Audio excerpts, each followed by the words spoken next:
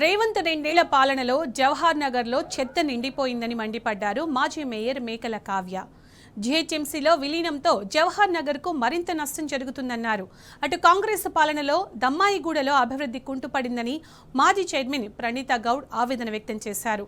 కుట్రలో భాగంగానే శివారు మున్సిపాలిటీలను జీహెచ్ఎంసీలో ఏకపక్షంగా విలీనం చేశారని ఆగ్రహం వ్యక్తం చేశారు.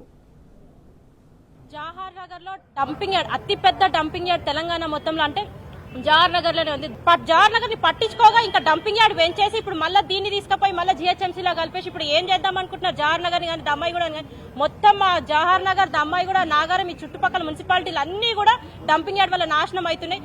ఎవ్వరు కూడా జవహర్ నగర్ లో భూమి కొనుక్కుందామన్నా, దమ్మాయి కూడా ఇల్లు కొనుక్కుందామన్నా కూడా ముందుకొచ్చే పరిస్థితి లేదు. ఇక అలాంటి వాటి కూడా మాకు నమ్మకం లేదు. జవహర్ నగర్, నాగారం, దమ్మాయిగూడ మూడు పక్క పక్కన ఉంటాయి. అట్లాంటిది జవహర్ నగర్, నాగారం తీసుకొచ్చి సికింద్రాబాద్ జోన్ లో లేచారు. దమ్మాయిగూడ ఒకటి ఎల్బీ నగర్ జోన్ లేచారు. మరి ఎవరు చేస్తున్నారు? లోకల్ ఎమ్మెల్యేస్ ని కూర్చోబెట్టి మరి ఈ విభజన జరిగితే బాగుంటది. మరి మనకి ఇంపార్టెన్స్ లేకుండా పబ్లిక్ ద్వారా ఎలెక్ట్ అయిన మెంబర్ ఎమ్మెల్యే గాని కార్పొరేటర్స్ గాని వాళ్ళకు కూడా తెలియకుండా వాళ్ళ డివిజన్స్ లో ఈ బైఫర్ఫికేషన్ ఎందుకు జరుగుతుంది అన్నది ఒక క్వశ్చన్. వీళ్ళందరినీ కూర్చోబెట్టి చేయాలన్నదే మా రిక్వెస్ట్.